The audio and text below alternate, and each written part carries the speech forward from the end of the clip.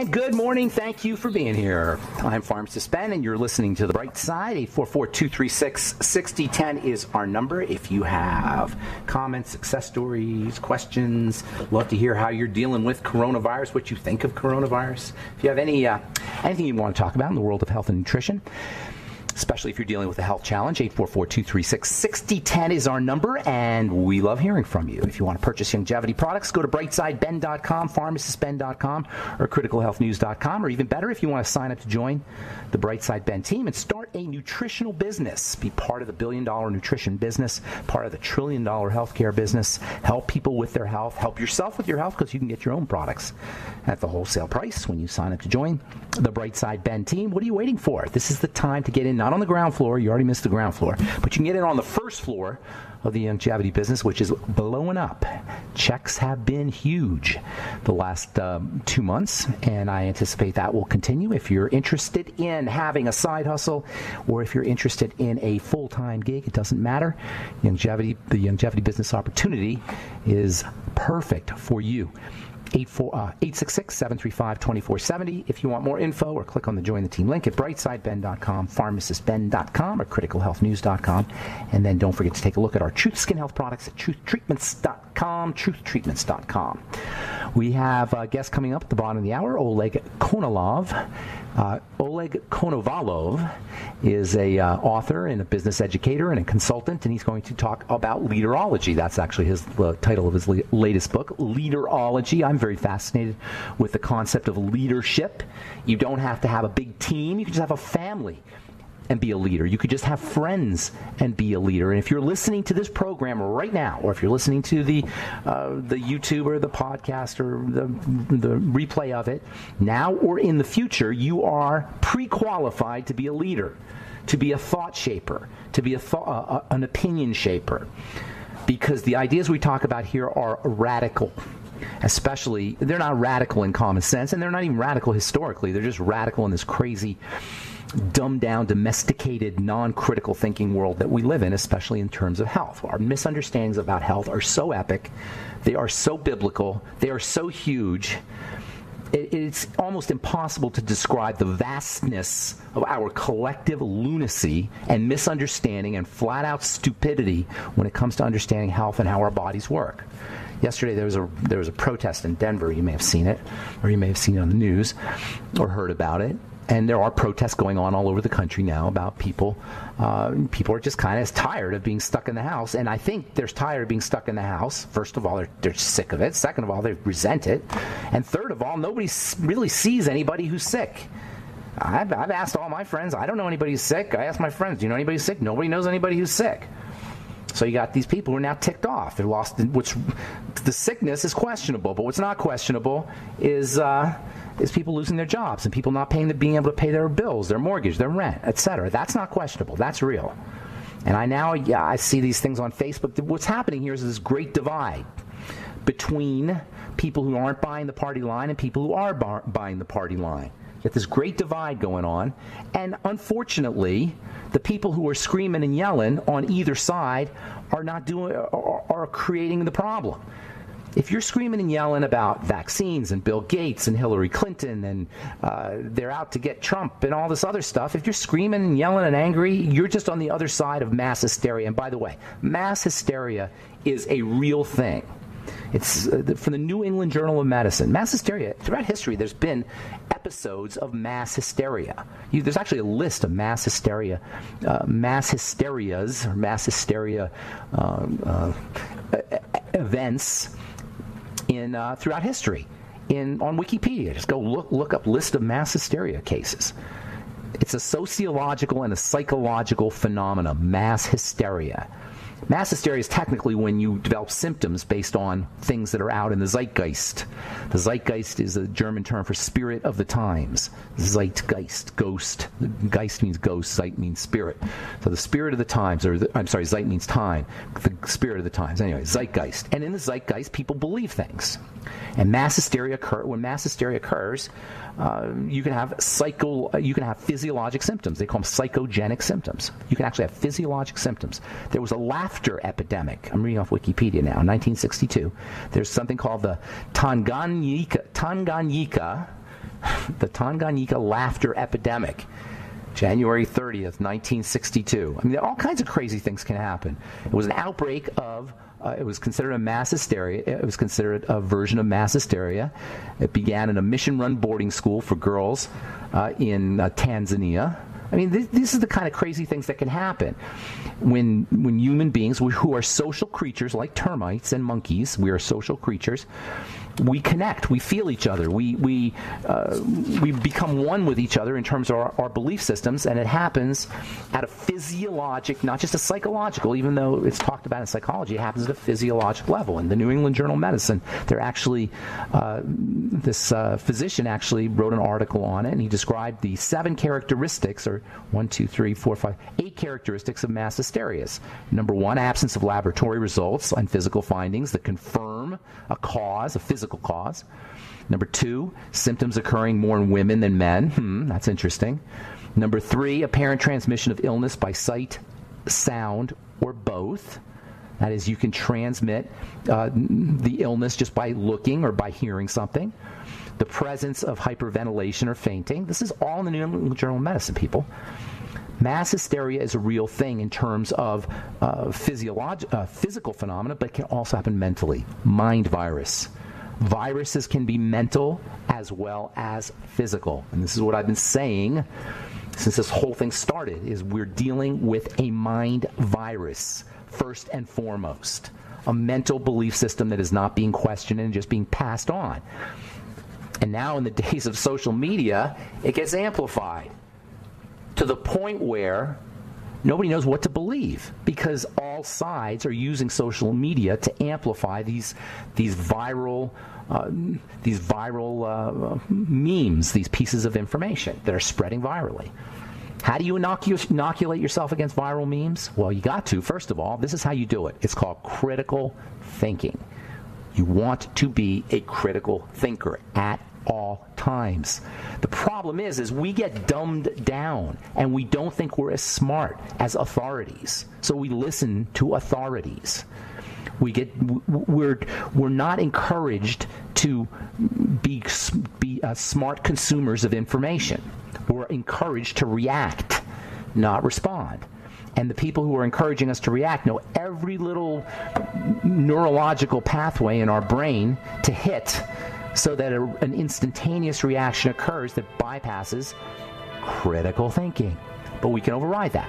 We can be critical thinkers. And anytime you're confronted with a belief that you have, that you don't know why you have it, it's time to critically think. All right, I'm Pharmacist Ben. 844-236-6010 is our number. You're listening to The Bright Side. We'll be back after this.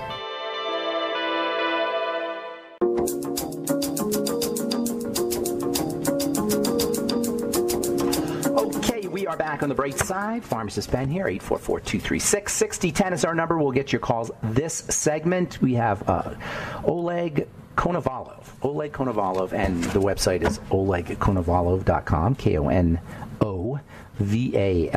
Konovalov. He's the author of a book, Leaderology, which is something that I'm fascinated with. And I'm, as I said before, as I said earlier, if you're listening to this program, you're pre-qualified to be a leader. You probably are already a leader. I know I talk to a lot of you guys. You have your own Facebook pages and your own groups. And, the world needs leadership now. And benevolent leadership, intelligent leadership. Not the kind of leadership that falls prey to and falls victim to mimetic infection, to memes that are being passed through. A meme is something you believe in, and then when you ask yourself, or somebody asks you why you believe it, you don't know. You just say, I do, I believe it. That's a meme. When you have no data to back up your belief, you rest assured you've been infected.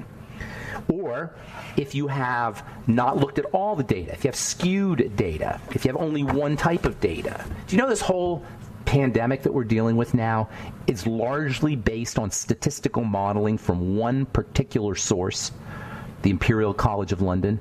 They did this statistical modeling thing where they just plugged information in, somehow came out with millions of people dying. That's when this whole thing became really a huge problem.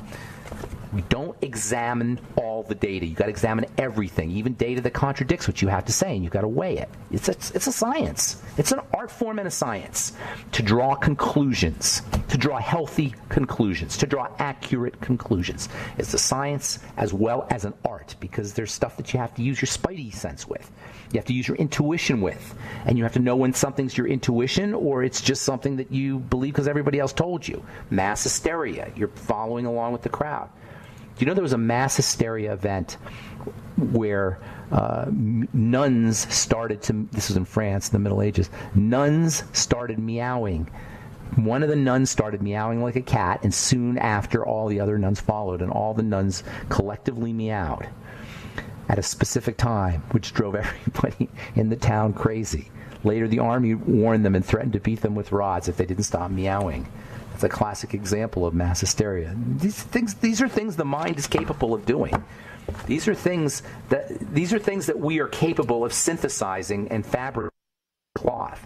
Meowing. There's one of dancing. There was a mass hysteria of dancing. What is this one? This one is when people couldn't stop dancing. The dancing plague took place in 1518. All right, enough of that. I'll get your calls here in just a second. I want to read this article I think is relevant. Alcohol toxicity, the effect of curcumin and N-acetylcysteine. Curcumin and N-acetylcysteine. Curcumin is derived from turmeric, and it is one of the all-time greats. If you want a healthy way to boost your immune system, simple healthy way to boost your immune system, just buy turmeric root and nibble on it. Just nibble on it. It's a beautiful looking piece of botanical structure. It's got this very fascinating shape. But when you break it, it is so beautiful inside. It's got this yellow color that is carotenoid. Very important for the eyes. Very important for the skin. And very important for stress management. This is where the phytonutrients like the carotenoids and the flavonoids become really, really important. They help modulate stress as indicated by electronic energy. These flavonoids and carotenoids and other phytonutrients have an ability to dampen electrical energy. They are, and I'm being very... kind of being a little bit simplistic here, but you just think of sparks flying off a fire. Well, these phytonutrients have an ability to dampen those sparks, to attract those sparks, to somehow keep things from overheating inside a cell. And that's what curcumin does, par excellence. Nibble on it. Now, if you really want to go all out in your curcumin absorption, use pepper with your curcumin, black pepper. You might not want to nibble on that, but when you're making a turmeric product, and you're using turmeric, throw in some black pepper, especially if you're using it not just for the spice, but you're using it for nutrition. Isn't that interesting? The spice, some people, the same thing used as a spice is one of the most powerful nutritional substances you could ever use. That's one of the neat things about spices, by the way. There's some seriously powerful medicinal spices. Turmeric comes to mind first, but cinnamon is also a really, really powerful nutritional spice, as is sage and rosemary. And there's lots of different ones. In Indian medicine, they take advantage of these spices as therapeutic and medicinal for medicinal therapeutic intervention. All right, 844-236-6010. Let's go to Carl, the Truth Raider. Good morning, Carl. What's up, man? Thank you for calling. Appreciate you. Hey, very well, morning, Ben. Hey, yes, sir. I just wanted to complete what I was trying to get out last week, but we ran out of time. I think that more than likely you were atmospherically sprayed over the ocean, and then it came on shore.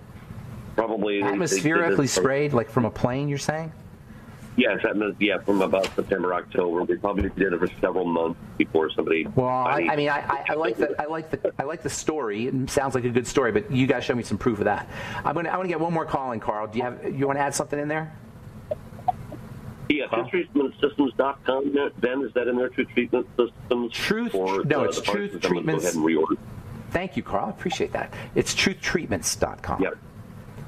Truth Treatments. What are you using? Which one are you using? Anything now? Yeah, well, yes. I'm still playing some of the bone broth protein, the collagen. Oh no, that's Truth Nourishment. That would be TruthNourishment.com. TruthNourishment.com. TruthNourishment.com. All right, Truth Raider, have a good day, man. Good to talk to you. Stay strong and stay healthy. Bob Doshman. Bob, you get the last call, buddy. Good morning, buddy. Good morning. Hey, what's going on? On the coronavirus, how accurate are the testing methods they're using? Please. And are they specifically P-U-L-E-E-S-E, please. They're not accurate. They're silly. They don't even test for the virus. They test for let's talk. I should talk about the testing because it's really quite scandalous. There's two tests. There's one main test. Yeah. There's one main test, and then there's a second one that just came out that they were all pushing now. The one main test is called a PCR test. It stands for polymerase chain reaction test, and basically it takes advantage of DNA's predilection to replicate. That's what DNA does for a business. That's its job, is to replicate. So when they're looking for a piece of genetic material, they can throw in some chemicals, and this genetic material will naturally replicate. That's what it does. And so what they do with the PCR test is they find this little piece of gene inside your body that they think, I said they think, they don't know, they think, and how they, that's another scandal right there. How they know, they think it's associated with the virus, and they take that gene and then they amplify it, in essence, by having it replicate and replicate and replicate and replicate. The problem is, when you do this, as anybody who understands statistics knows, or understands diagnostics knows, when you amplify something, you get noise. That's one of the nature of amplification. And because this genetic material has to be amplified so much, there's a lot of noise, which means false positive. Even the guy who invented the test said it shouldn't be used as the only diagnostic tool because it has literally been shown to be 80% false positive. What is that? That means 4 out of 5 positives are false. The absurdity is so deep with this. There's more.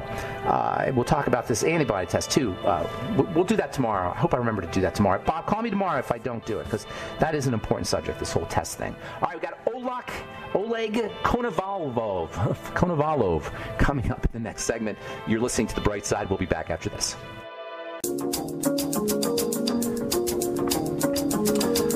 All right, we're back on The Bright Side. I'm Pharmacist Ben, and thanks for joining us. We're on the air Monday through Friday, 8 to 9 Pacific, 10 to 11 Central, 24/7 on the archive page at brightsideben.com.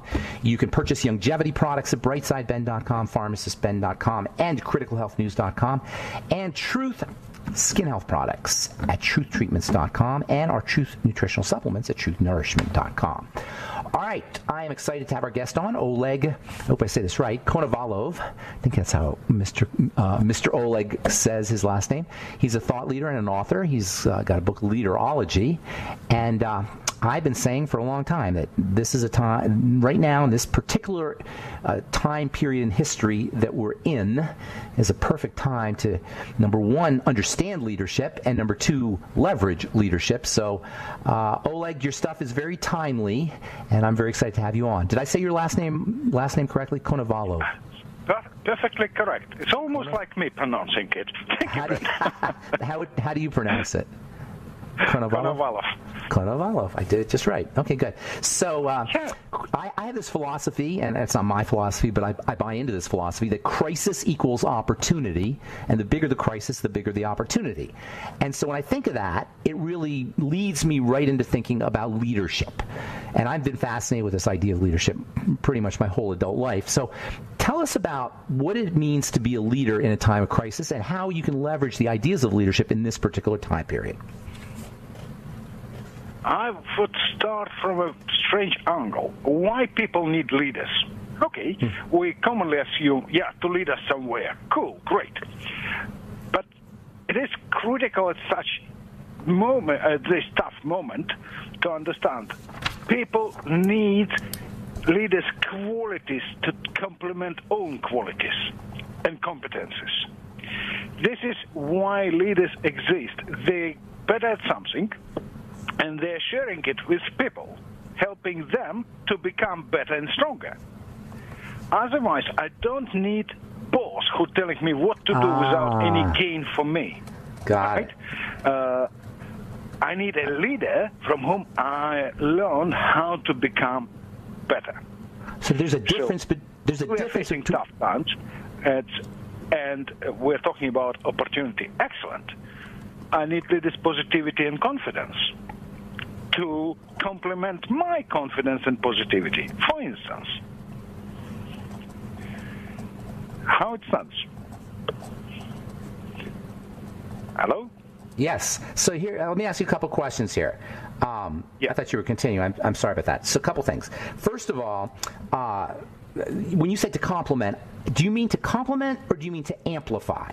I mean, are we pulling it out? Is a leader pulling it? It's pulling it out. A leader it's already there latent in the one who is led. The leader's job is to amplify that, or to sprout it, or to grow it, or whatever metaphor you want to use, kind of thing. Is that what you're referring to when you say compliment? Yes, and okay. I thank you for a great point, because in my view, and I wrote about it in Leaderology, people are magnifiers of a leader's message. Right? If it's strong and positive, they would make it even stronger. And more positive. Yeah. If it's that's great. Negative, weak, they would make it even more negative. You know, and yes, you're absolutely right. They are complementing and magnifying it. Magnifying, enhancing, pulling it out. The word education, there's a relationship, obviously, between leadership and education, and a good leader is there's a relationship between how you lead. Leadership and education are related, we'll put it that way, and a good leader can be an educator. Educt means to pull out. When you educate somebody, you're actually pulling out something they already have. And I love what you said, the distinction between a boss and a leader. A boss puts in, a leader pulls out. Is that would you agree with that? Yes.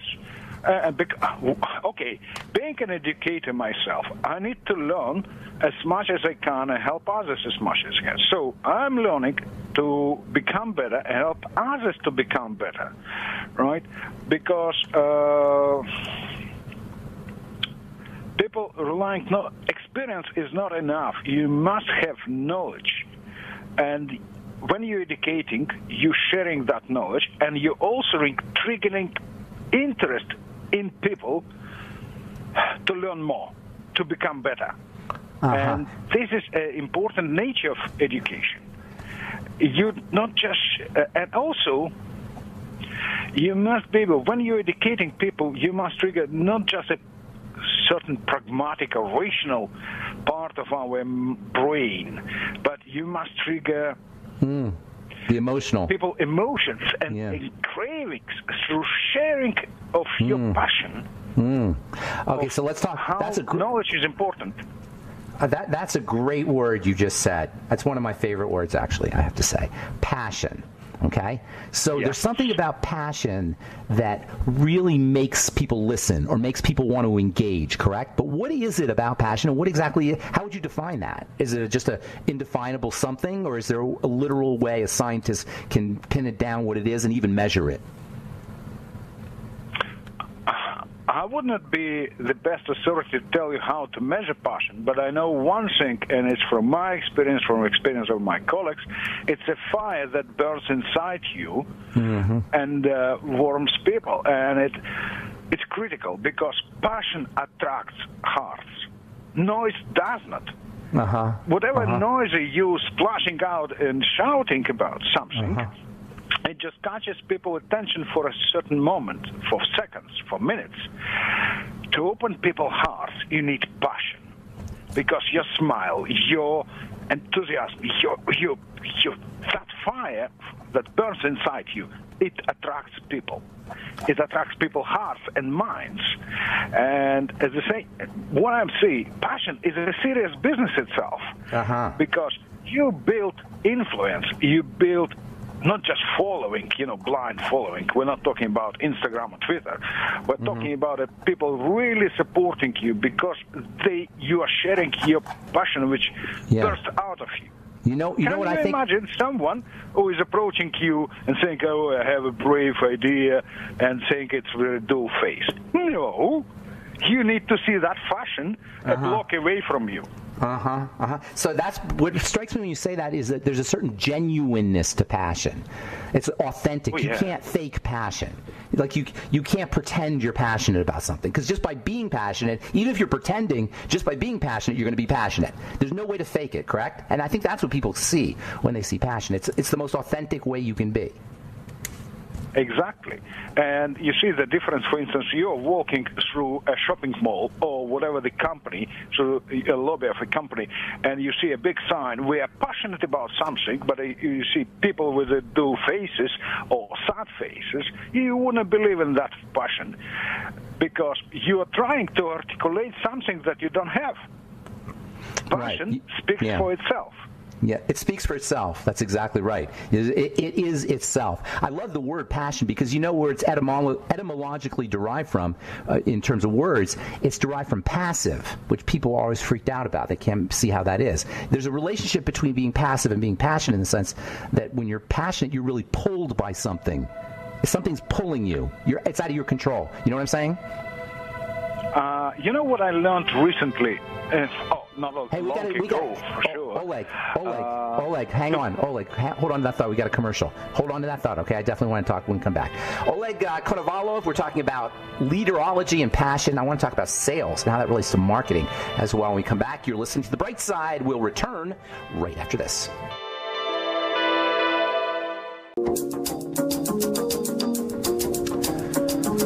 Okay, we are back on The Bright Side. Thanks for being here, friends. We're talking to Oleg Konovalov, olegkonovalov.com. That's a mouthful. OlegKonovalov.com. He's the author of many books, and we're talking about leaderology. Oleg, before we went to break, I was saying how passion is derived from the word passive, and it implies being pulled, and you started to say something, and I cut you off, and I apologize for that. Passion, I've just been, thank you, Ben. I looked at a passion from a very strange angle, at what moment we could gain passion, how it comes. You need to become inside and be in line, or say, in tune with the changes. But if you're not in tune with the changes, your body jumps, your soul is dead, or still, you know. So passion is something which is completely attuned to the environment. Even if in a tough times, you just think, okay, it is tough, but I'm passionate to make a difference. Mm-hmm. I am passionate to make, a positive difference or build a positive future, even facing a tough days now. But if you are not calm inside you, you're not coping with or accepting those changes or reality, your body jumps because you are shaking, being afraid of that reality. And then it's no way or no room for a passion to be born. There's a passion. There's an antagonistic relationship between fear and passion. So the fear will fear will kind of dampen down passion, correct? Fear is normal. It's human. Okay, we're humans. This is normal. But you allowed to be fearful for a few days and then calm down, and you will have a solution, because your inner mind, your strengths or examples of others could help you to develop that passion to make a difference for people, which is also human, which is also positive. We are helping each other, which is great. We are looking forward. This is human, and this is great. You know, we are persistent. When you outfight fear, we become persistent in finding a goal or a purpose for that bright future. We are creating our vision for the future, and we're building it, which is human and also built on passion. Passion is critical, you know, because vision for the future is a huge, strong emotion itself, positive emotion, which is built on passion. And that's interesting. It makes us more human. There's an interesting concept called the servant leader, or servant leadership. Have you ever heard of this? It's a philosophy that says that, you know what I'm talking about? That it's a philosophy. It actually says the main goal of the leader is to serve. And I think that's what you're talking about, in a way. Is that right? Exactly. And even in my book, Leaderology, I'm explaining that if we talk about servant leadership, we talk about a system which is system of helping or serving people and helping them to grow, and which is built on serendipity, on finding solutions for people problems, vision, knowledge, intuition, and all those positive things, just being brief now. This is because we don't grow, or leaders never grow on a people's credit or account. They grow together with people. Yeah, it's not leadership otherwise. If I can help my people to grow, they will help me to grow better as a leader. Yeah. There's an interaction with leadership and the led that is different from an interaction between a boss and the led, or a king and the led. Absolutely. Right? It's more circular. They're connected in a way. There's feedback between the two in a way that there isn't in a dictatorship. What if we had a government system, a political system, where we emphasize servant leadership? Instead, well, I guess we talk about it, but where we really were servant leaders, it would create a completely different societal dynamic. We'd have a completely different world, wouldn't we? I would give you two perspectives. First one, if we talk using this analogy, boss and a leader, whether boss is exercising personal ambitions, right? Leader is exercising a responsibility towards people for everything he or she has done, right? It's one approach with this immediate difference. And another thing is what impact we would leave for next generation. It's still false. But what is interesting point, if we look at leadership from a very different angle, how critically I'm changing people's lives, and therefore their feedback is important for me. Feedback is critical for those who know where to go. Right? If I don't know where I'm going, I don't need any feedback, or any feedback is meaningless. Yeah. The same with governments. They don't know where they are going. And the people respond saying, hey, we're going you're driving us off a cliff. It sounds a nuisance to them because they don't know where they're going. So the government has to be managing events. It has to be responsive, in other words. There has to be a responsiveness. It can't be all a one-way dynamic of communication. That's kind of what's happening now, and that's why people are resenting it, is there's not a responsiveness. There's like a dynamic of authoritarianism. I think that's what the Constitution was supposed to do, in the United States anyway, was to force government to have feedback somehow, to be responsive to the people. I mean, that's the theory anyway. Yeah, feedback is listening, right? Why I should listen to people? Because I'm listening to their pain points. I'm listening to their suggestions. I'm listening to their possible solutions. And therefore, I'm choosing the right trajectory, how to get somewhere in that bright prospective future, which I promised to my people. I didn't get to talk about this because we're out of time, but when I hear you talk about leadership, it sounds exactly like sales. I mean, everything you do as a leader, you have to do as a salesperson if you're trying to sell something, if you're trying to communicate a message. If you're actually doing it's kind of like a leadership process. You're actually leading people in the sales dynamic. Do you see it that way? No. Okay. And I will tell you why. Yeah. I'm now sharing with you my passion to servant leadership. Yeah. And therefore it gets straight. I'm not do any star dusting around it. I'm just saying, here's my passion, take it. And that gets people on board. In sales? I'm not, you can't hear any pitch in that sense. I'm responding to your questions, which organically or naturally come to your mind, and say you're asking, why that difference? Why it is critical? This is normal human craving, and I'm just responding it with my passion to help others. Sales? Now, how about sales?